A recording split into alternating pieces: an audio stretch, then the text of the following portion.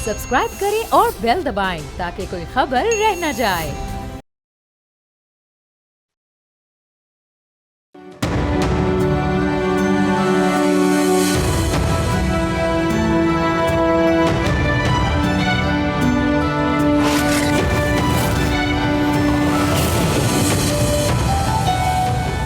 गुज़िश्ता रोज़ एक अहम सिक्योरिटी इजलास हुआ। नेशनल सिक्योरिटी काउंसिल में PTI ने शिरकत ना करके कई अहम सवालात को जन्म दे दिया है।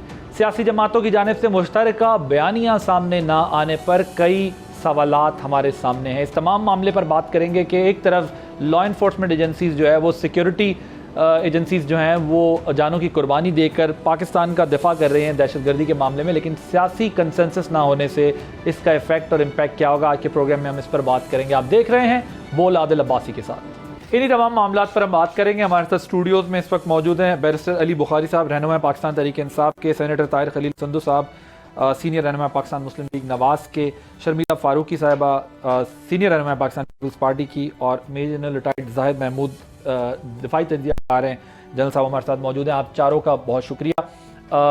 मैं ज़रा स्टार्ट करूँगा PTI से, क्योंकि PTI ने शिरकत ना करके ये एक अहम मौका ज़ाया किया, क्योंकि एक पैगाम ये गया है कि नेशनल यूनिटी के साथ जो आपने टेररिज्म को काउंटर करना था या एक सिग्नलिंग करनी थी, वो एक पॉलिटिकल पार्टी और चंद और पॉलिटिकल पार्टीज जो उनके साथ हैं उनके ना जाने से वो मौका भी ज़ाया हुआ है, इंप्रेशन भी ठीक नहीं गया और कोई अच्छी सिग्नलिंग नहीं हुई इंटरनेशनल लेवल पर भी।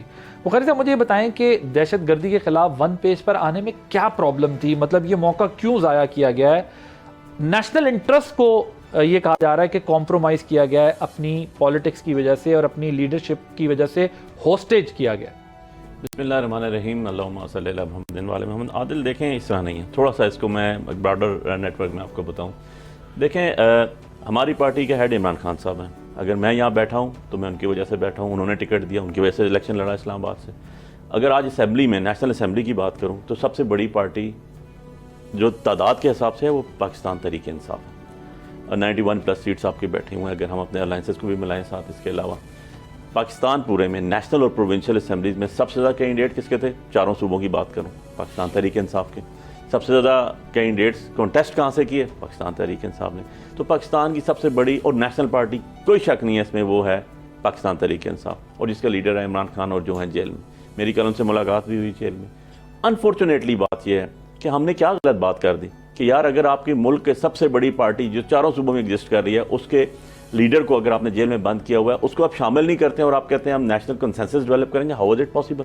कहने में तो मैं 2 लफ्ज़ में कह सकता हूँ, where was Mohammad Nawaz Sharif, where was interior minister, जिसके शोल्डर पे सबसे ज़्यादा बर्डन है, ही वाज नॉट देयर। क्या उन्होंने इस फैसले की तायद की है? मैं उसी साइड पे आ रहा हूँ। अब बात यह है कि हमारा उनसे मुलाकात नहीं हो रही थी, तो हमारी कोर कमेटी ने, मैं कोर कमेटी मेंबर भी हूँ, हमारी लीगल कमेटी ने, हमारी पॉलिटिकल कमेटी ने यह डिसाइड किया, और हमारे अलायंस में जो राजा नासिर साहब भी थे, जिसमें अहमद रजा साहब भी थे, अचकजई साहब भी थे, सब ने यह डिस्कस करके कहा कि जी उनसे पूछे बगैर, डिस्कशन के बगैर हम किस तरह बीच में बैठ जाएंगे उसके अंदर। उसके बाद जब हम खान साहब से गए, ऑब्वियसली उन्होंने भी इस चीज़ की तायद की कि जब सबके कॉन्सेंसस डेवलप हैं तो सबके कॉन्सेंसस को ही लेके पॉलिटिकल पार्टी ने आगे चलना है ना। ये तो नहीं हो सकता कि हम अकेला अपना फैसला सदर करें। फेयर इनफ जी। अब जब इन पर बात कर रहे हैं तो इस पर तो अभी बहुत बात हो सकती है, लेकिन वो कह रहे हैं कि आपकी पार्टी लीडरशिप भी कहाँ थी? मियां नवाज शरीफ साहब शामिल नहीं हुए, अगर होते तो बहुत और ज़्यादा स्ट्रॉन्ग मैसेज जाता। जी, यू आर वेरी राइट। मैं आई विल एग्री इस हद तक टू द कांग्रेस के बड़े मियां साहब उसमें नहीं आ सके, लेकिन मुझे चूँकि I was not in the country, मुझे पूरी वजूहत का नहीं पता कि क्या उनकी कोई सेहत ठीक नहीं थी या वट एवर, मुझे पूरा पता नहीं, इसलिए मैं इसका प्रॉपर तरीके से जवाब नहीं दे सकता। लेकिन एक बात आदिल अब्बासी साहब मैं ज़रूर कहूँगा, जो मेरे भाई ने फरमाया, बुखारी साहब ने, ये बड़े लेम एक्सक्यूज़ हैं। मैं अली बुखारी की मैं बहुत रिस्पेक्ट करता हूँ, अटमोस्ट रिस्पेक्ट है। क्या जवाब देंगे ये उन फौजी जवानों को जो शहीद हुए हैं? क्या जवाब देंगे जिनके कफन अभी तक जो हैं वो खून से रंगे हुए हैं? क्या जवाब देंगे उन बच्चों को जो ट्रेन में वहाँ पे शहीद हो गए हैं, उन वो ख़वातीन जो शहीद हो गई हैं? क्या जवाब देंगे जो बस में FC के नौजवान शहीद हो गए हैं? क्या जवाब देंगे जो दूसरे दिन फिर FC की बस जा रही थी, उस पर हमला हुआ, उनको क्या जवाब देंगे? क्या सिंपल एक छोटा सा फिर बात वही आ गई NRO की कि पैरोल पर छोड़ दीजिए हम आ जाएंगे? इज इट ये नेशनल लीडर्स वाली बात है?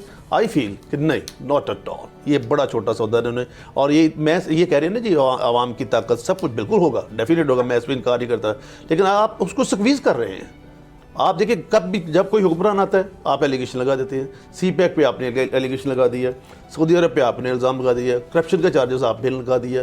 कोई भी आना होता हो 100 पता नहीं कितने कितने दिन का आप धरना देते हैं, लेकिन जब बेटरमेंट की बात हो, आप देखिए जब वो प्राइम मिनिस्टर थे उस वक्त भी हाजिर नहीं हुए थे, उस वक्त तो उनको किसी ने नहीं रोका था। जब APS का सामना हुआ तो उन्होंने कहा जी मुझे हाथ बुलाना पड़ेगा सबसे, वो नहीं आए थे इमरान खान साहब उस वक्त भी। और क्या कोई ऐसी मिसालें हैं यहाँ पे मौजूद कि कन्विक्टेड आदमी को वहाँ से जेल से लाया जा सके? नहीं, APS वाले पे तो वो आके बैठे थे, कश्मीर वाले आर्टिकल 370 और 45 वाला मसला था, कश्मीर वाले पे उस वक्त आके नहीं बैठे। हाँ जी, उसमें नहीं आए थे कि मैं उस वक्त तो धरना समेटने का उनको मौका भी मिल गया, मौका। और उन्होंने कहा जी मैं नहीं जाऊंगा जी, मुझे सबसे हाथ फैलाना पड़ेगा। और ऊपर देखिए इस इशू ये है कि गवर्नमेंट्स तो जो है वो समझ आता है कि प्रोविंशियल गवर्नमेंट है आपकी, अगर आपकी प्रोविंशियल गवर्नमेंट को बुला लिया उन्होंने तो आपकी रिप्रेजेंटेशन तो हो गई। अब आप ये शर्त रखें कि एक बंदे पर केस है और आप ये कहें कि अगर, मैं ये नहीं कह रहा कि उनको पैरोल पे रिहा नहीं करना चाहिए, मेरा सवाल ये है कि अगर गवर्नमेंट ने नहीं भी किया था तो in the larger national interest आपकी पार्टी को तो ये फैसला करना चाहिए था कि जी हमें शिरकत जरूर करनी चाहिए। गवर्नमेंट पे तनकीद अपनी जगह करते रहेंगे कि आपने ऐसा किया, लेकिन एक शख्स की वजह से आप ये कहें कि नहीं हम इतने बड़े कॉज पे जहाँ इकट्ठे हो रहे थे, और कॉज क्या बल्कि तो मिशन है पूरा इस तरह का जिसमें आपने दहशतगर्दी को काउंटर करना है, और नेशनल पॉलिटिकल लीडरशिप का कंसेंसस ना होना पूरी दुनिया के सामने मैसेज किया कि पाकिस्तान की सियासी क़यादत इत्तफाक नहीं करती जो अब आगे होने जा रहा है। Sharmila, what is your take on, you people have been through a lot, आपकी पार्टी पॉलिटिकल लीडरशिप ने बड़े बड़े प्रॉब्लम्स फेस किए हैं, लेकिन उसके बावजूद भी जब नेशनल यूनिटी की बात आती है तो पीपल्स पार्टी आगे आके बात करती है। लेकिन कल क्या हुआ है, हमने क्या पैगाम दिया है पूरी दुनिया को कि हम जो अब करने जा रहे हैं दहशतगर्दों के खिलाफ उसमें कुछ जमातों की हिमायत हासिल नहीं है? जी बहुत शुक्रिया अब्बासी साहब। देखिए जी, जहाँ तक पाकिस्तान पीपल्स पार्टी का ताल्लुक है तो पाकिस्तान पीपल्स पार्टी ने तो इस दहशतगर्दी की जंग में अपनी जान का नजराना दिया है। शहीद मोहतरमा बेनज़ीर भुट्टो साहिबा जब शहीद हुई तो पूरे पाकिस्तान में आग लगी हुई थी, लेकिन उस वक्त भी सदर मुमलिकत आसिफ अली जरदारी साहब ने पाकिस्तान खप्पे का नारा लगाया, बिकॉज अपनी तकलीफ से, अपने लॉस से ज़्यादा उनको पाकिस्तान की फ़िक्र थी। और पाकिस्तान को वो इलेक्शन में लेके गए, पाकिस्तान में जमहूरियत का निज़ाम कायम हुआ और आज तक एक जमहूरियत का तसलसल चल रहा है 2008 से। देखिए बात ये है कि हमारी जो मुसल्लह अफवाज है उनके जो जान के नजराने हैं इस दहशतगर्दी की जंग में वो लाजवाल हैं। इनोसेंट सिविलियंस, बच्चे, बूढ़े, औरतें, लोग जिस तरीके से आए दिन शहीद हो रहे हैं, तकलीफ होती है, क्योंकि एक ख़ानदान से अगर एक भी शख्स शहीद हो जाता है वो ख़ानदान ता हयात के लिए वो तबाह हो जाता है। वो तकलीफ, वो ग्रीफ से वो निकल नहीं पाता। ये वही जानता है जिसके ऊपर ये गुजरी है। बात यह है कि कल जब नेशनल सिक्योरिटी काउंसिल की मीटिंग हुई है और पार्लियामान के अंदर पार्लियामेंट्री लीडर्स बैठे थे और एक कंसेंसस डेवलप करने की बात आई, तो PTI ने वही किया जो वो करते आए हैं। उन्होंने बाइकआउट किया, उन्होंने इस पूरे प्रोसेस को मुतनाज़ा बनाने की कोशिश की, उन्होंने इतना शोर मचाया और इतनी अनरीजनेबल डिमांड रखी कि जी इमरान खान को पेरोल पे छोड़ें तो हम ये मीटिंग अटेंड करेंगे। इतना शोर अगर वो अपने सूबे के अंदर दहशतगर्दी के खिलाफ मचाते तो शायद कुछ दहशतगर्दी के वाक़यात में कमी पेश आ जाती, लेकिन उन्होंने ऐसा नहीं किया। उन्होंने कल एक बार फिर ये साबित कर दिया कि वो तालिबान के साथ हैं, वो इस मुल्क के अंदर बेहतरी नहीं चाहते, वो इस मुल्क के अंदर अमन नहीं चाहते। उनको इस मुल्क की आवाम मरे, उस मुल्क की आवाम पिसे, इस मुल्क की आवाम में दहशतगर्दी के हाथों उनका खून बहे, उनको कोई फ़र्क नहीं पड़ता। इट इज़ सो अनफॉर्चुनेट, अफसोसनाक बात है। लेकिन आप इनसे अगर बात करेंगे ना अब्बासी साहब, तो इनको ज़रा सा भी रिमोर्स नहीं है, ज़रा सी भी तकलीफ़ नहीं है। वो कहते हैं ना कि जब आप सियासत अपनी अना की खातिर करते हैं, अपने सेल्फ इंटरेस्ट की खातिर करते हैं, तो फिर वो इबादत नहीं होती है। सियासत जो होती है ना वो अवाम की खिदमत होती है, और जब आप अवाम को मरते हुए इस तरीके से शहीद होते हुए देखते हैं ना, तो आप अपनी जो सियासी तकालीफ हैं वो भूल जाते हैं, सियासी इख्तलाफ भूल जाते हैं। और जहाँ पर पाकिस्तान की सालमियत की बात है, पाकिस्तान की यूनिटी की बात है, पाकिस्तान में अमन कायम करने की बात है, वहाँ पर आप शाना बशाना अपनी पाक अफवाज के साथ खड़े होते हैं। लेकिन उन्होंने ये साबित कर दिया कि वो मुहिब्बे वतन नहीं है। ओके जनरल साहब, जरा मुझे ये बताइएगा, ये मैं चाह रहा था कि पहले आप तीनों जमातों की गुफ्तगू सुन लें, उसके बाद मैं आपका इस पर तज्जिया लूँ, क्योंकि ज़ाहिर है एक तो सिचुएशन को समझने के लिए कि अब इस सारे क्राइसिस को हमने डील किस तरीके से करना है, उस पर आपकी ज़रा टेक्निकल एक्सपर्टीज पे भी बात करेंगे। लेकिन कल क्या हुआ है आपके नज़दीक और क्या होना चाहिए था नेशनल सिक्योरिटी काउंसिल के अंदर? बिस्मिल्लाहिर्रहमानिर्रहीम। Adil, thank you very much for the invite, और मेरा तीनों पैनलिस्ट को बहुत सलाम। देखिए Adil, Pakistan, let me begin with making this fundamental statement कि हम सबको समझने की जरूरत है कि हमें ये अभी जो बात हम करते थे जी, हमें खतरा है, दहशतगर्दी का खतरा है, खतरे से बात आगे चली गई। We are in the war, the war is on. State of Pakistan, people of Pakistan, जो सेंटर ऑफ ग्रेविटी है पाकिस्तान के, वो हालत जंग में है। और हाइब्रिड की एप्लीकेशन एक बहुत बड़ी स्टेट की तरफ से प्रॉक्सी वॉर की सूरत में और स्टेट स्पॉन्सर्ड टेररिज्म की सूरत में यूजिंग देयर क्लाइंट्स, जैसे अफगानिस्तान की अबूरी हुकूमत हो गई, फिर फितना अल खवारिज के लोग हैं, और बलूचिस्तान की हमारी ये जो BLA, BRF और उसके अलावा मजीद ब्रिगेड, और उसके अलावा पाकिस्तान के अंदर भी स्प्लिटर ग्रुप, छोटे ग्रुप्स जो हैं उनके सपोर्टर्स, अबेटर्स, ये सारे क्लाइंट की सूरत में उस स्टेट को हासिल है।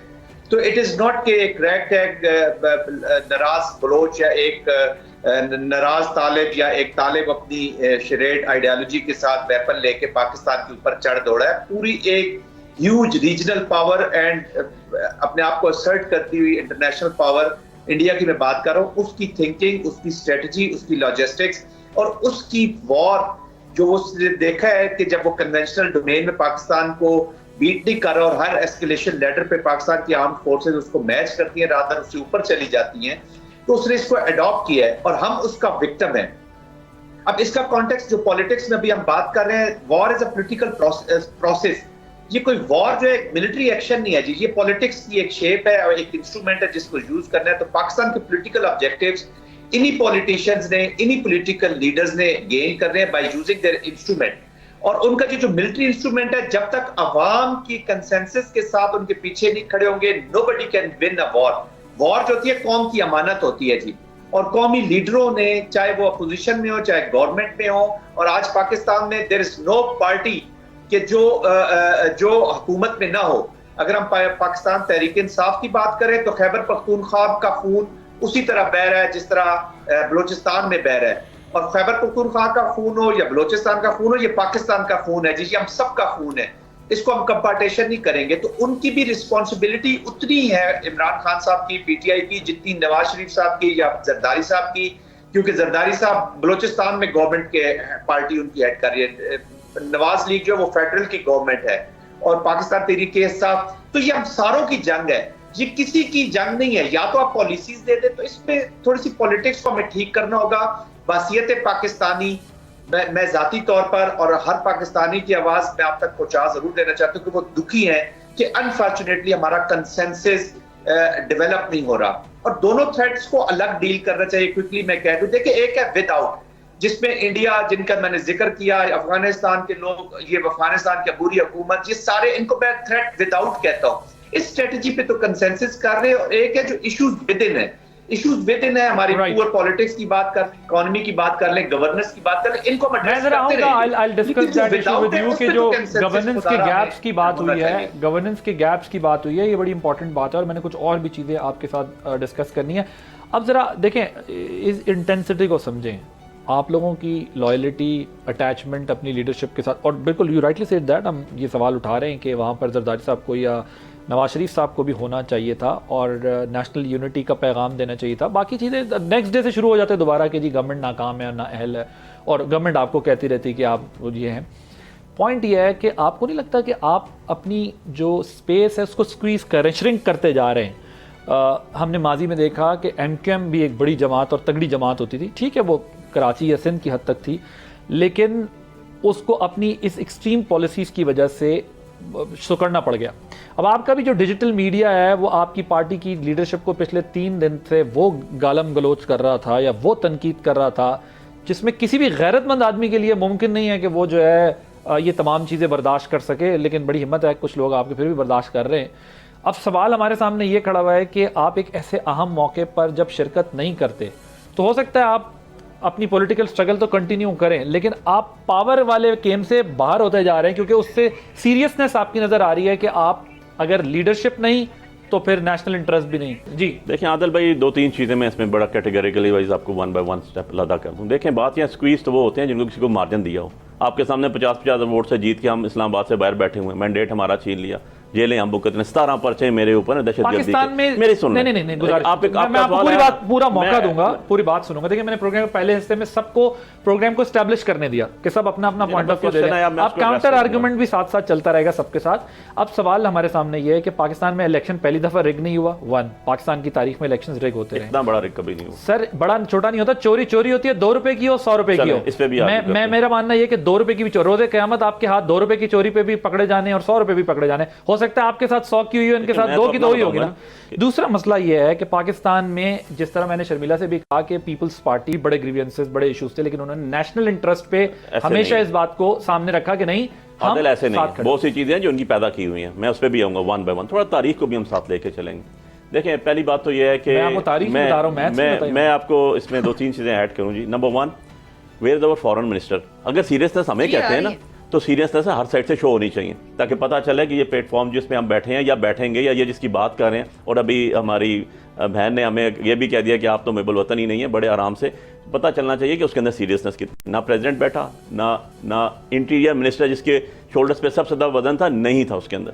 सो हम तो छोड़ देना, हम तो सेकेंडरी उस पर चले जाते हैं कि जी हमारा तो एक स्टांस है कि हमें बहुत स्क्वीज कर दिया, बहुत मार लिया यार। सुप्रीम कोर्ट के अंदर भी थ्रू उन्होंने मीडिया के जरिए उन्होंने इमरान खान साहब को वहाँ पर भी बुला लिया था, पिटिशन जब वहाँ पर पेंडिंग पड़ी हुई थी, आपने देखा होगा कि उनको ऑनलाइन उन्होंने कर लिया था। अगर इनके अंदर सीरियसनेस होती तो कोई ना कोई रास्ता भी निकला था। नंबर 1।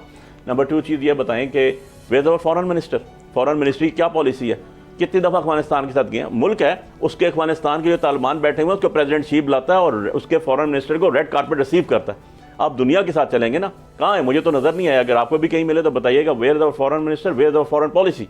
नंबर 3, हमने 2014 के अंदर एक नेशनल एक्शन प्लान किया था, उसको ज़रा पढ़ लीजिएगा। उसके अंदर सेक्शन 17 था जो बलूचिस्तान से रिलेटेड था। क्या इंप्लीमेंट किया पिछले 10 सालों में? हम तो 3.5 साल रहे ना, 3 साल तो इनको भी बैठे हुए हो गए ना। एक्शन प्लान को इंप्लीमेंट करने के लिए तो 3.5 साल बहुत होते हैं। नहीं, 3.5 साल बहुत नहीं हो सकते थे, क्योंकि उसके अंदर जो कैटेगरी ऑब्वियसली 40 साल वाले रो रहे हैं, नहीं कर सके, तो आप हमें 3 साल में कहते हैं। आपकी पार्टी पहली दफा 18 में जीती थी ना, अब अगले 40 में कर लीजिएगा। नहीं, अगले 40 में कैसे कर लें? द थिंग जिन्होंने किया, जो आज महीने में वो सब तब्दील कर देंगे, तो करने की कोशिश की भाई, करने की कोशिश की, इनिशिएटिव तो लिया ना हमने, ऑन ट्रैक तो चढ़े ना, उसके बाद उसके रिजल्ट्स आए ना आपको वन बाय वन। आगे मैं चलता हूँ, एक बड़ी इंपॉर्टेंट बात की मैं ये तो पूछने का हक रखता हूँ ना कि जब बलूचिस्तान में पाकिस्तान की हिस्ट्री में 70s में सबसे पहले एयर अटैक कराया था, किसकी गवर्नमेंट थी? क्या मैं ये पूछने का हक तो रखता हूँ ना एज अ पाकिस्तानी कि तालिबान बने जिस टाइम 1996 में कोड़ा खटक में नसीरुल्लाह बाबर साहब इंटीरियर मिनिस्टर, किसकी गवर्नमेंट थी? आप हर चीज उठा के दूसरे के ऊपर थोपने का कोई मसला मैं इसका जवाब दोनों से। अब बात यह कि मुहिब्बुल वतनी की बात की, आप लोग तो बता दें पहले,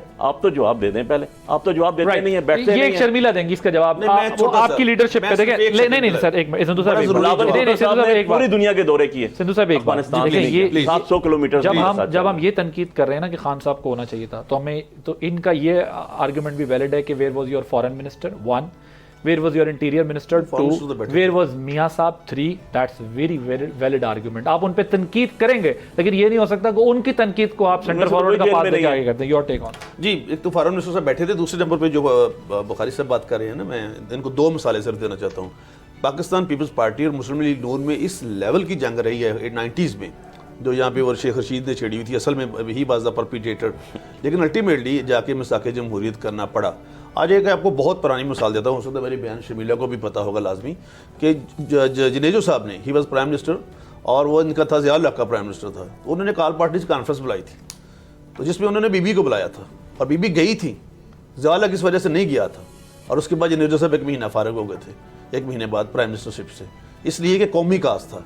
कौमी काज पे सबसे बड़ी बात है, अली बुखारी साहब आप सेंट्रल कमेटी के मेंबर हैं, CSE के, व्हाट्सएवर, अगर आपको काम नहीं कर सकते तो आप वो बात कहते क्यों हैं? जब आपके चेयरमैन ने कहा, आपके मेरे भाई है डोगर साहब, मेरे साथ 2008 में MP रहा पंजाब से, वो at that time he was in people's party, उसने कहा जी हम ये मैदान खुला नहीं छोड़ेंगे। अली जफर साहब ने कहा जी बड़े हैं, मैं हम ये मैदान खुला नहीं छोड़ेंगे, चाहे हमें जेल में मुलाकात होती नहीं होती, हम जाएंगे। 14 नाम आपने दे दिए, आपके नाम से कार्ड इश्यू हो गए, आप फिर नहीं गए। आप देखिए आपका ये मैसेज बहुत आइडियल मौका था ना, आपके जो ग्रीवेंसेस थे आप वो भी एड्रेस कर सकते थे ना। आपका असल इशू क्या था? आप दहशतगर्दी को बेस बनाकर पॉलिटिक्स भी करते रहे ना, आप वहां जाकर और वहां पे अपनी बात भी कर सकते थे। सैयद हाफिज सैयद मोहम्मद आसिम मुनीर साहब, जिनको आप खत लिखते हैं, आप उनसे वहां पे वैसे भी बात कर सकते थे ना। मतलब जो सिपा सलार है हमारे, जो जहां वहां पे जाके, अभी रिसेंटली आपने देखा होगा यहाँ पे जो 2 लड़के हुए थे क्रिश्चियन शहीद, तो he went to the Saint Peter's Church Rawalpindi, sir को याद होगा बुखारी साहब को, अपना सैयद हाफिज सैयद आसिम मोहम्मद मुनीर साहब, तो हमें भी इंकरेजमेंट होती है लोगों को कि यार ये हर एक दुख दर्दों में शरीक होता है। अभी रिसेंटली एक पिंडी में जो मेजर शहीद हुए, इनको पता है 18 दिन उसकी शादी के हो गए थे, और उसकी माँ को डेली कहता था कि मेरी दुआ करो मैं शहीद हो जाए। माँ कैसे ये दुआ कर सकती, इसके बावजूद वो शहीद हो गया। क्योंकि सबसे पहले वतन, अगर वतन नहीं है, यकीन कीजिए आदिल अब्बासी साहब, कुछ नहीं, ना मैं कुछ हूँ सर, विद ड्यू अपॉलॉजी, ना आप कुछ है, ना बुखारी साहब कुछ है, ना मेरी बहन। ये वतन से आपकी शनाख्त है और इसी के साथ हमारी शनाख्त हो सकती है। मैं वो जनरल साहब जो बैठे, उन्होंने बड़ी प्यारी बात की, उन्होंने कहा वॉर लाइक सिचुएशन में, ये नहीं है कोई टेररिज्म है, नंबर टू हमें क्या चाहिए, हमें क्या चाहिए कि एक तालिबान जो बाहर हमारे घर के बैठा खड़ा हुआ कि हमारे बच्चों को मार दे, या हमें एक फौजी चाहिए कि जो हमारे घर के बाहर खड़ा है और हमारी सरहदों को बचा रहा है। तो हमें मैं तो प्रेफर करूंगा उस आर्मी के नौजवान को कि जो हमारी सरहदों को भी बचा रहा है और हमें भी बचा रहा है। आई डोंट नो, पता नहीं इससे ऑब्वियसली उनके दिल पे क्या बीती होगी। मैं कल भी अपने प्रोग्राम में ये बात कर रहा था कि जो जवान खड़ा लड़ रहा होगा और उस तक ये खबर पहुंची होगी कि जी सियासी जमातों का इत्तेफाक ही नहीं है कि जो जंग में लड़ रहा हूं उसके ऊपर उनका इत्तेफाक नहीं है कि ये जंग, हालांकि वक्ता बाजवा साहब को ये बात what they have been through. यहां पे एक ब्रेक लेंगे, ब्रेक के बाद एक इंपॉर्टेंट इशू डिस्कस करेंगे।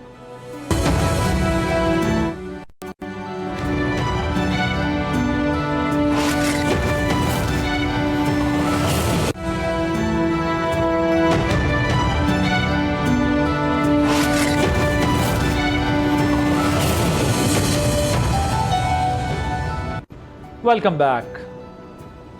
शर्मिला, आप पर भी, आपकी पार्टी पर वो तनकीद की है, बुखारी साहब कह रहे हैं कि ऑपरेशंस आप कराते रहे बलूचिस्तान में, हालात आप खराब करते रहे, और अब आप कह रहे हैं कि ठीक हम कर दें। देखिए जी, बात ये है कि ये भी तारीख का हिस्सा है और जो ग्राउंड रियलिटी है उससे कोई भाग नहीं सकता, या जो हकायक है उनसे मुंह छुपा नहीं सकते। किसने तालिबान को लाके वापस सूबों के अंदर बसाया? कौन प्रो तालिबान था? बन्नू जेल ब्रेक किसके दौर के अंदर हुआ? DI खान जेल ब्रेक किसके दौर के अंदर हुआ? कौन कहता था कि नहीं हम इनसे बातचीत करके इनको दोबारा से हम कौमी धड़े के अंदर लेकर आएंगे? ये एक तारीख का हिस्सा है ना। वो कौन सी जमात थी? ये वही जमात थी जिसने कल इस ब्रीफिंग का बाइकआउट किया और इस कंसेंसस का हिस्सा बनने से इनकार किया, क्योंकि दे आर प्रो तालिबान और ये समझते हैं कि कितना ही पाकिस्तानियों का खून बह जाए उससे कोई फर्क नहीं पड़ता, लेकिन दहशतगर्दी होती रहे और दहशतगर्दों से हाथ मिला के गले लगा के उनके साथ बैठने की जरूरत है। सो इनसे बात करना या इनको कुछ समझाना बेफजूल है अब्बासी साहब। There is no point arguing with someone जिसकी पूरी की पूरी फिलॉसफी ही बिगड़ी हुई हो, जिसका पूरा का पूरा नजरिया ही खराब हो। उनसे बात करने का भी कोई फायदा नहीं है। देखिए, बात यह है कि कैसे आप दहशतगर्दों के साथ बैठ के बात करेंगे, आप किस तरीके से उनसे बात करेंगे। हाँ, जो नाराज बलोच भाई हैं, जिनके मसाइल हैं, जो चाहते हैं कि बलूचिस्तान के वसाइल में उनका हिस्सा हो, जो नौकरियां चाहते हैं, जो बलूचिस्तान में तरक्की चाहते हैं, वो मुहिब्बे वतन लोग हैं। उनसे आप बैठें, बात करें और उनके मसाइल हल करें, उनको उनका हक दें। ये मैं भी कहती हूँ, मेरी जमात भी कहती है। लेकिन जो दहशतगर्द हैं और वो लोग जो एक मासूम बच्चे का खून बहा रहे हैं, एक फौजी का खून बहा रहे हैं, एक इंसान का खून बहा रहे हैं अपनी बात मनवाने के लिए, वो इंसान नहीं है, वो जानवर है, वो दहशतगर्द है। और दहशतगर्द से आप बात नहीं करते, दहशतगर्दी का आप मुकाबला करते हैं। और इस वक्त जब कौम को यकजहती की जरूरत है, जब कौम को यूनिटी की जरूरत है, जब कौम को एक जुबान बन के आवाज उठाने की जरूरत है, बट वो कह रहे हैं कि जरदारी साहब को भी इसमें शिरकत करनी चाहिए थी, उन्होंने क्यों नहीं शिरकत की? जरदारी साहब एक कॉन्स्टिट्यूशनल हेड हैं पाकिस्तान के, वो पार्लियामेंटेरियन नहीं हैं। ये पार्लियामेंटेरियंस की जो है वो बैठक थी, हर जमात से उनकी रेशो के हिसाब से पार्लियामेंटेरियंस बुलाए गए थे। तो उसमें जरदारी साहब का क्या काम था? जरदारी साहब तो चंद रोज कबल अपने खिताब में ये बात कह गए कि दहशतगर्दी दोबारा सर उठा रही है, इससे निपटें, कोई लाएमल तय करें, कोई फैसले करें, कोई फैसला कुन मरहले पे पहुंचे। वो तो अपने खिताब में क्या कहते हैं हुकूमत को। अच्छा जनरल साहब, मुझे आप ये बताइएगा कि जो कल स्पीच की आर्मी चीफ ने, उसमें उन्होंने जो बताया कि 180 IBOs जो है 180 IBOs होते हैं डेली बेसिस के ऊपर। अब जो मिलिट्री टर्म्स में समझते हैं उनको अंदाज़ा होगा कि डेली 180 IBOs का क्या मतलब है, कितना ये इम्पॉर्टेंट है इस एतबार से कि आपको चीज़ों को काउंटर करना होता है, जिसमें ज़ाहिर सिक्योरिटी एहलकारों की शहादतें भी हो रही हैं, और बहुत सारी जगहों पे कामयाबी भी हो जाती है। नॉन काइनेटिक साइट पर क्या कमी है, क्या प्रॉब्लम है, तो ज़रा मुझे ये बताइएगा। फिर उन्होंने ये भी कहा कि सिक्योरिटी फोर्सेस जो है वो इलाके छुड़वाती हैं, जंग करते हैं, कब्ज़ा छुड़वाते हैं, दोबारा जब वो हवाले करते हैं तो वहाँ गवर्नेंस के गैप्स हैं जो रीसेटल हो जाते हैं वहाँ पे लोग दोबारा। गवर्नेंस के गैप्स का उन्होंने कहा सिविल इंतज़ामिया इस काबिल नहीं है कि वो अपना होल्ड कंट्रोल जो है वो रख सके उन इलाकों में बरकरार रख सके। अब इसमें जो है वो किसका कसूर है और ये सब चीज़ें किस तरह एड्रेस हो सकती हैं, गवर्नेंस के गैप्स और जो रेफरेंस उन्होंने दिए हैं। जी आदिल, देखिए मैं ये समझता हूँ कि सिंपली जो हमारी सिचुएशन है टेररिज्म की, टेररिस्ट की, ये ग्रेव हुई है जी बिकॉज ऑफ पुअर एडमिनिस्ट्रेशन और गवर्नेंस ने एक मेजर रोल अदा किया जी। लाइक मैं आपको एग्जांपल्स देता हूँ, जो आर्मी चीफ की बात करते जिस तरफ अभी आप इशारा करते हैं, ये जो जितने भी ऑपरेशंस किए गए ये क्लियर होल्ड एंड बिल्ड के कॉन्सेप्ट के ऊपर किए गए थे। तो clear and holding of the area, clearing of the area, holding of the area तो हमारी आर्म फोर्सेस, सिक्योरिटी फोर्सेस करती रही है जी, लेकिन जो बिल्ड पार्ट था वो हमेशा मिसिंग रहा है। और ये नेशनल एक्शन प्लान के बाद भी देखा, फिर हमने जब रिवाइज नेशनल प्लान बनाया 21 में, उसके बाद भी ये देखा, और अब तो और बुरी तरह से देख रहे हैं। परवेज मुशर्रफ साहब के टाइम में अगर आपको याद होगा तो काफी एरियाज, बलोचिस्तान की मैं एग्जांपल दे रहा हूँ, वो कैटेगरी ए में इंप्रूव होके आए थे। आज 86% के करीब, if I am not wrong, yes 86% category B areas है। अब कैटेगरी बी एरियाज में लेवीज जो है वो पॉलिसिंग करती है जी। लेवीज जो है वो सरदार भर्ती करते हैं, उनकी सैलरी भी इसी तरह ही उन तक पहुंचती है, और 60% उनमें से घोस्ट हैं जी। मिसाल के तौर पर 83,000 लेवीज है मिसाल के तौर पे जी बलोचिस्तान के अंदर, out of which 60% are ghost है या मिसिंग है या कहीं और ड्यूटीज कर रहे हैं, वो ड्यूटीज के ऊपर ही नहीं। 92 बिलियन रुपीज एनुअल बजट है जी उनका। तो ये है फर्स्ट रिस्पॉन्डर्स। अब जहां पे बस एक अगवा हुई, लेट्स से कि जहां से उनके लोग उतारे गए थे 6-7, आपको याद होगा, वो अनफॉर्चुनेटली लिसानी बुनियादों पर एक जो डिवीजन कराने की कोशिश की, उनपे उनका मर्डर किया गया, शहादतें की गई, और 500 गज के फासले पर 2 पोस्टें थी, वो उन्होंने एक्शन ही नहीं लिया जी। उनके वेपन्स देख लें, उनके इक्विपमेंट देख लें, उनकी जो सलाहियत है, तो ये गवर्नेंस के इशूज हैं। खैबर पख्तूनख्वा में चले आए तो अनफॉर्चुनेटली एक बैड गवर्नेंस से शुरू होने वाला इशू, मैं कुरन की बात कर रहा हूँ, जो लैंड का एक तनाजात है जी, उसी को उन तनाजों ने जन्म लिया, वहां से वो हाईजैक हुए, सेक्रेटेरियन टिल्ट दिया गया। फिर जब तालिबान इस एरिया में आए तो उनका सेक्रेटेरियन लाइंस पे लड़ाई हुई है, और आज देखिए गवर्नेंस के बैड इशू देखिए कितना बड़ा पाकिस्तान के लिए इशू हो गया। तो ये वो गवर्नेंस के गैप है। देखिए जो मिलिट्री इंस्ट्रूमेंट की एप्लीकेशन है जी, जिसकी हम बात कर रहे हैं, मैं अभी डिबेट भी जो हो रही थी, तो मैं अपने तीनों पार्टिसिपेंट्स कहूंगा कि दहशतगर्द इज नॉट योर प्रॉब्लम। दहशतगर्द को ये अफवाज, सिक्योरिटी फोर्सेस लड़ लेंगे, दहशतगर्द को आप भूल जाए। अब दहशतगर्दी पे काम करें जी, दहशतगर्दी को एलिमिनेट करना है बाकी एलिमेंट्स से। तो जो मिलिट्री एप्लीकेशन भी है, this is maximum 40-45% of the strategy. Rest तो आनी है बाकी डोमेन से, सोशो इकोनॉमिक पॉलिटिकल डोमेन से आनी है, जहां पे कंसेंसस बहुत जरूरी है। देखिए आज एक पाकिस्तानी जो है ना जी, वो यही हाइब्रिड का मिशन ही यही है। जो हाइब्रिड की एप्लीकेशन पाकिस्तान के खिलाफ हुई है, जो मैं कहता हूं हर पाकिस्तानी उसका टारगेट है, उसका पर्पज ये है कि every Pakistani should lose hope in the state. मतलब अल्लाह ना करे ऐसा हो, और ऐसा नहीं होगा इंशाल्लाह। और हर पाकिस्तानी की जो विल टू फाइट है या to support the arm forces है, वो जो गैप है उसको इतना बढ़ा दिया जाए, यही वो टारगेट है। जब हमारी पॉलिटिक्स अपनी चीजें आगे नहीं लेके जाएगी, जब हमारी गवर्नेंस आगे चीजें ले जाएंगी, तो इसको फिर फ्यूल होंगी और ये जल्दी वो अचीव करने में कामयाब हो जाएगा। तो इसलिए हर एक ने अपना अपना डिफेंस करना है। और मैं आदिल साहब आपकी वसातत से इफ यू अलाउ मी, मैं अपने तमाम भाइयों से, तमाम लोगों से, खासतौर पर पॉलिटिकल लीडरशिप से, कि आप हमारे लीडर्स हैं जी, आप हम सब के लीडर्स हैं। हर कोई ये ना कहे कि जी पास्ट में इन्होंने क्या किया, उसने क्या किया। हम इस डिबेट में जाएंगे तो कौम के साथ ज्यादती करेंगे, इंक्लूडिंग मी। लेट अस से कि हमें ये बताना है कि यार ये मेरे हिस्से की शम्मा है, ये काम मैं कर रहा हूं, आप करें ना करें, मैं ये अपनी कंट्रीब्यूशन कर रहा हूं। तो देखिए उन पे भी फिर प्रेशर्स आएंगे, पॉलिटिकल प्रेशर। आप अपना ये बताएं कि जी हमने ये कंट्रीब्यूशन करनी है। People of Pakistan are not interested to listen to what all we are saying जी, क्योंकि इस वक्त वो विक्टिम हो रहे हैं। देखिए पॉपुलिज्म भी होता है, बहुत सारी चीजें चल रही है, बहुत से एलिमेंट्स होते हैं। इंशाल्लाह जब रियासत रह जाएगी, मजबूत रहेगी, तो आपकी सियासत भी उसी में मजबूत हो जाएगी। इश्यूज है, अकमुलेटिव मिस्टेक्स हैं, सब इसको ठीक कर लेंगे, लेकिन जो बाहर से थ्रेट है उस पर हमें कंसेंसस करना होगा। There is no way out. Right sir, 30 seconds, I have to conclude the show. 30 seconds मैंने आप तीनों को भी दे रहे हैं। अभी जो जनरल साहब बात करें, उसमें बेसिकली वो ये कह रहे हैं जो पॉलिटिकल गैप्स हैं वो अगर कवर नहीं हुए, गवर्नेंस के गैप्स हैं वो कवर नहीं हुए, तो हम दहशतगर्द तो मान लेंगे, दहशतगर्दी खत्म नहीं कर सकेंगे। 30 सेकंड्स।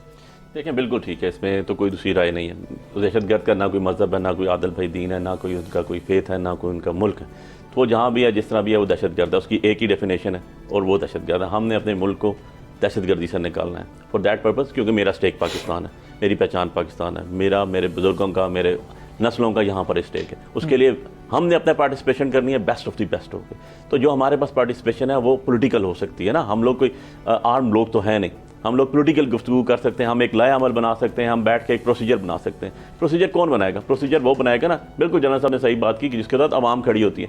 आपने अवाम जबकि बेज़राई होगी तो आप वॉर जीतेंगे। बेज़राई अवाम के लिए अवामी लीडर का होना भी आदिल भाई बड़ा ज़रूरी है। आप निकाल के अवाम की लीडर्स को, अवाम को बाहर करके आप कहेंगे हम एक सोल्यूशन निकालेंगे, I don't think so this is a solution. 30 second. देखिए, जो जनरल साहब ने बात फरमाई ना कि दहशतगर्दी को डील करना या एड्रेस करना, उसी के लिए तो ये कंसेंसस के लिए तो सारी कल बुलाई गई थी, जिसमें इन्होंने बायकॉट कर दिया। और वो उसमें जो बिल्कुल ठीक है कि अपने मुश्तरका बयानिया नहीं आ रहा, नहीं अपने हिस्से के तो शमा जलाते जाते ना। ये शेर है बड़ा खूबसूरत, उसका सेकंड पार्ट है कि बिल्कुल ठीक फरमाया जनरल साहब ने कि अपने हिस्से के तो शमा जलाते जाते। दूसरा, ये बार बार एक बात जो है ना जी, बयानिए की बात और दूसरी बात और अपना के बहुत ज़्यादा इनको पसीर आई है, ये भी ऐसे ऐसा मैं बड़े ही अदब के साथ कहूँगा बुखारी साहब कि बुखारी साहब ये आप ख़त्म कर रहे हैं, आप कौमी इशू में कौमी धारे से बाहर निकलते जा रहे हैं। और आपने जिन्होंने आपको जो आपको लाए थे उन्हीं को फिर आपने मीर जाफर, मीर सादक और डटी हैरी का, और फिर उनको बाप भी कहा और ये भी कहा कि हम आपको पूरी ताहियात जो है वो देते हैं, प्रोटेक्शन देते हैं। 30 सेकंड्स शर्मिला, कंक्लूडिंग रिमार्क्स। देखिए जी, मैं अभी भी समझती हूँ कि जो हालात इस मुल्क के अंदर हैं दहशतगर्दी के हवाले से, और पिछले साल आपको पता है 2024 highest number of terrorism cases in Pakistan 905, और न जाने कितनी हज़ारों शहादतें हुई हैं। इस वक्त तमाम अपने सियासी इख्तलाफात भूल जाएं, तमाम अपनी मुश्किलात भूल जाएं, अपने इश्यूज भूल जाएं। इस वक्त आप इकट्ठा हो जाएं एक पेज के ऊपर और अपनी अफवाज के साथ खड़े हों ताकि वो इस दहशतगर्दी की लानत से निपट सके जी, ताकि ठीक, यू राइटली सेड दैट। अगर रियासत होगी, सियासत होगी, मैं अपने लिए कहता हूँ अगर रियासत होगी तो सहाफत होगी, जो कारोबारी बिजनेस कम्युनिटी है वो ये समझ ले कि रियासत होगी, मुल्क होगा तो धंधा होगा।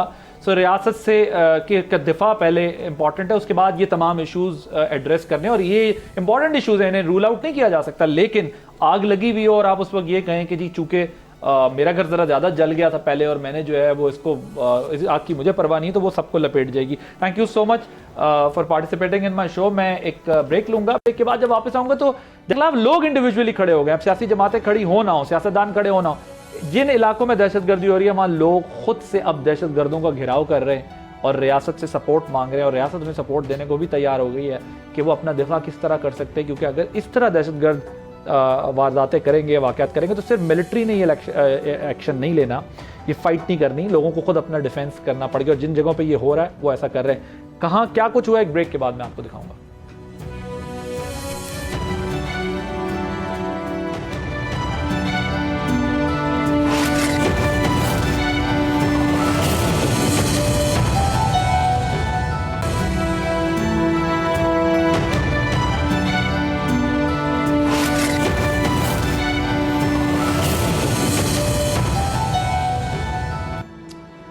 पाकिस्तान 2 दहाइयों से दहशतगर्दी का शिकार है, जिसके दौरान सिक्योरिटी फोर्सेस के एहलकारों समेत हजारों बेगुनाह शहरी शहीद हुए। लेकिन दहशतगर्दी से लड़ने के लिए सिर्फ सिक्योरिटी फोर्सेस ही काफ़ी नहीं होती, आवाम का ताउन और एतमाद भी बहुत अहम किरदार अदा करता है। इस हवाले से गुज़िश्ता चंद सालों से हौसला अफजा पेशरफ्त हो रही है। हाल ही में खैबर पख्तूनख्वा के मुख्तलिफ इलाकों में दहशतगर्दी के खिलाफ लोगों के रिजॉल्व के अमली मुजाहरे सामने आए हैं, जहाँ आम लोग दहशतगर्दों के खिलाफ सिक्योरिटी फोर्सेस के शाना बशाना खड़े रहे, जिससे अब ये साफ जाहिर होता है कि गयूर अवाम भी दहशतगर्दी की लानत के खिलाफ उठ खड़े हुए हैं। ये अमल जैसे जैसे आगे बढ़ेगा इंशाअल्लाह दहशतगर्दों के लिए कोई पनाहगाह नहीं बचेगी। ऐसा ही एक वाकया ज़िला खैबर में पेश आया। हालिया दिनों में ज़िला खैबर की वादी तीरा में कुछ मुसल्लह खवारिज ने छुट्टी पर आए सिक्योरिटी एहलकार के घर का मुहासरा कर लिया, जिसके खिलाफ मकामी अफराद मुत्तहिद हो गए। मकामी लोगों ने फौजी एहलकार को हवाले करने से इनकार किया और खवारिज को मार भगाया। लोगों का कहना था कि हमारे दहशतगर्दों से कोई लेना देना नहीं है, हमें हर सूरत अमन चाहिए, हमें अमन से जीने दें। बस हम ये चाहते हैं कि हमें मज़ीद तकलीफ न दे। हमारे साथ आपका क्या काम, हमसे वास्ता ताल्लुक़ ना रखें। वली खेल अगर भूख से भी मर रहे हों तो भी हमारे साथ कोई सरोकार न रखें। हमें ये भी मालूम नहीं कि हमारा कोई है भी या नहीं। सब अवाम को चाहिए कि वो इसके खिलाफ उठ खड़े हों, क्योंकि ये एक फितना है जो फितने को फैला रहा है और कुछ नहीं है इसके अलावा। इसलिए अपना डर ख़त्म करें और उनके खिलाफ निकलें। इससे पहले करक में भी आवाम ने सिक्योरिटी फोर्सेस के साथ मिलकर खवारिज के हमले को पसपा किया था। इसी तरह बन्नू में 14 और 15 मार्च की दरमियानी रात पुलिस चौकी पर हमले के दौरान मकामी अफराद ने पुलिस के साथ मिलकर खवारिज को मार भगाया। चौकी पर हमले के दौरान पूरा गांव निकल आया और पुलिस के साथ शाना बशाना खड़ा होने का ऐलान किया। उस चौकी पर हमला हुआ है, तमाम अवाम और पूरा गांव निकल आया है। हम पुलिस के शाना बिशाना खड़े हैं। अल्हम्दुलिल्लाह अल्हम्दुलिल्लाह कोई जानी नुकसान नहीं हुआ है। हालात का तो आपको इल्म है कि कितने फितने का दौर चल रहा है, लेकिन हमने इस फितने को नाकाम बना दिया है और हम लोगों को जगा कर बताएंगे कि उठो, पुलिस का साथ दो, क्योंकि ये पुलिस हमारी है और हम पुलिस के हैं। इसी तरह लकीर मरवत में नमाज इशा के वक्त अब्बासा खटक में कायम मस्जिद के बाहर सिक्योरिटी पर मामूर मकामी शख्स का खवारिज से सामना हुआ। मकामी अफराद और खवारिज के दरमियान फायरिंग का तबादला भी हुआ, लेकिन मस्जिद में मौजूद तमाम नमाजियों ने मिलकर खवारिज को मार भगाया। इसमें कोई दूसरी राय नहीं कि पाक फौज और सिक्योरिटी फोर्सेस के अफसरान और जवान अपनी जानों का नजराना पेश करके अपने खून से अमन की आबियारी कर रहे हैं। लेकिन ये बात भी हौसला अफजा है कि अवाम की बड़ी तादाद भी सिक्योरिटी फोर्सेस के साथ खड़ी है, जिसमें सिक्योरिटी फोर्सेस का हौसला बुलंद होता जा रहा है। अवाम की जानिब से सिक्योरिटी फोर्सेस के हक में और दहशतगर्दों के खिलाफ जंग करना पुरअमन मुस्तकबिल की रोशन उम्मीद है।